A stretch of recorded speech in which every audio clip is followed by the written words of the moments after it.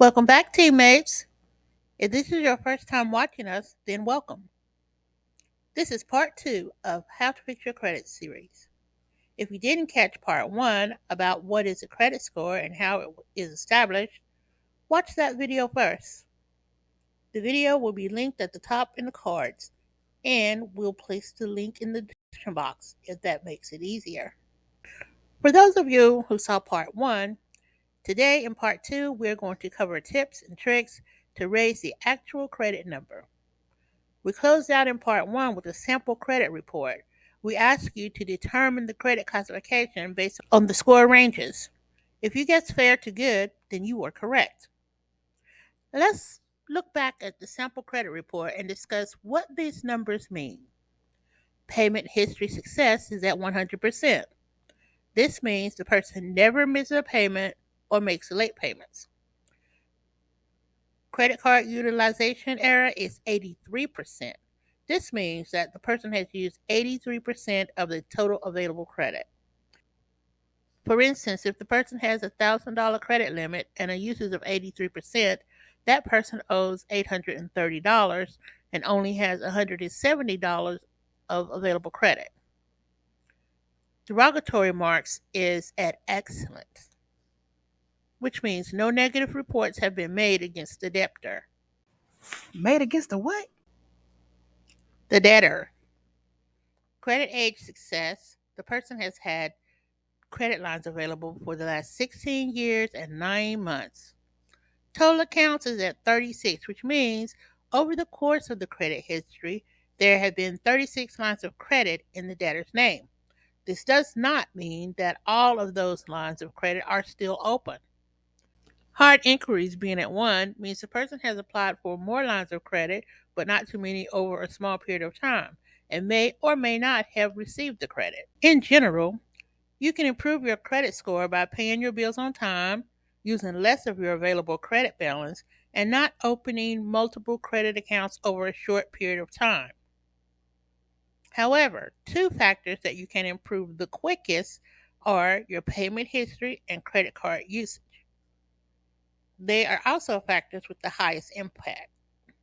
In general, oh, that ain't what I'm supposed to be saying. Yeah. Where am I supposed to be going? Now, for this particular credit score, the person is doing an excellent job on payment history. The idea here is to keep doing what he's doing. It is the credit card usage that needs the most work. Recapping the fact that the person has used 83% of the available credit and only has 17% open, here's how that equation looks. Before getting into how to get the credit score down, we have to talk about interest. The interest rate depends on the credit company and the type of credit, like credit cards versus car loans or mortgages, etc., as well as your credit score. While your interest rate doesn't change from bill to bill, the amount of interest is on a revolving cycle. This means that the interest amount is charged on the amount you owe. For example, in June, if you owe $1,000 and you have a 23% interest rate, you will be charged $230 on interest alone. In July, if you owe $900, you will be charged $207 on interest alone. These examples are to show that although the interest rate is the same month to month, the amount of interest owed changes based on the overall principal balance. The principal balance is the original loan amount minus what has been repaid. Now, a few tips to help you improve your overall credit score. One way, which might not be easy, but if it can be done, will help reduce the usage considerably, is paying the interest charged for the month plus the amount of the payment due. Let's say the credit card company charged $120 interest and set a minimum payment due of $135. The $135 payment is going first to be applied to the interest, which is $120. That means only $15 will be going to the actual balance due. Paying anything off by $15 will take forever to pay down. And look how much is being spent in interest by itself. For a credit improvement, The idea is to increase the amount of available credit at a quicker pace. Instead of paying just $135, which puts $120 on interest and $15 on the main debt, a person could add those two numbers together, 135 plus 120, and pay 255. That means the complete 135 will go towards the principal balance and the 120 pays the interest. This will help the credit available go up by 135 instead of 15. If you look at the graphic, you'll see that the credit line is $1,000. There's currently a balance of $830. That means that $830 has been spent. The available credit is $170. The minimum amount due is $135. So if you pay the 135 plus the 120 interest, that's a total of $255. 120 of the 255 will go to interest and 135 will go to the principal balance. This will make the available credit to use 305 up from 170. This is paying with the new strategy. Looking at this graph, we have the same figures. Credit line of $1,000. Balance used is 830 with an available credit balance of $170. If you only pay the minimum amount due, $120 of the 135 goes to the interest while only $15 go to the principal balance.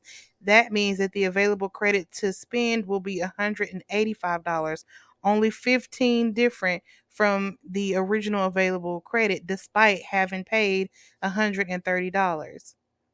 So the balance is barely moving. Over time, the amount of available credit will increase and the amount of interest charged will decrease. The lower your bill gets, the lower your interest rate is, and the minimum amount due also decreases.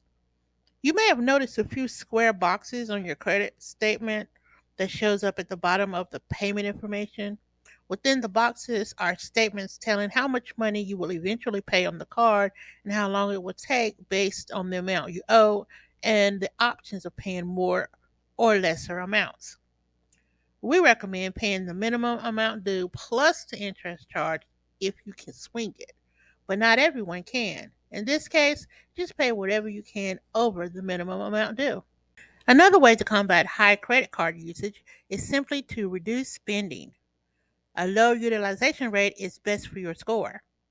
Financial experts recommend keeping your credit utilization rate below 30 to 40%.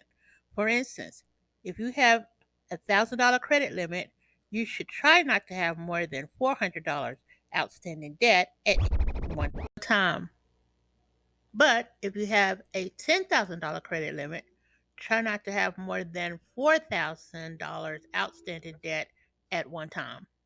Remember, a higher credit score indicates that you are less of a risk to potential lenders.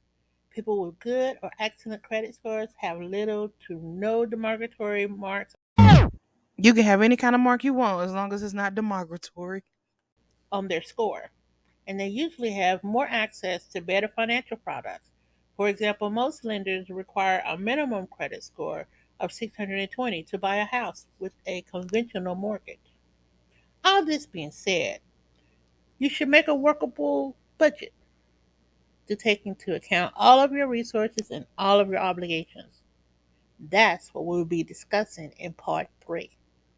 Don't forget to like, share, and subscribe if you like this content coming to you.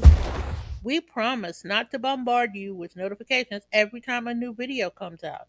If you have subscribed to our channel, the video will just show up in your feed without the annoying notification dings. See you next time. Okay, thanks. Bye.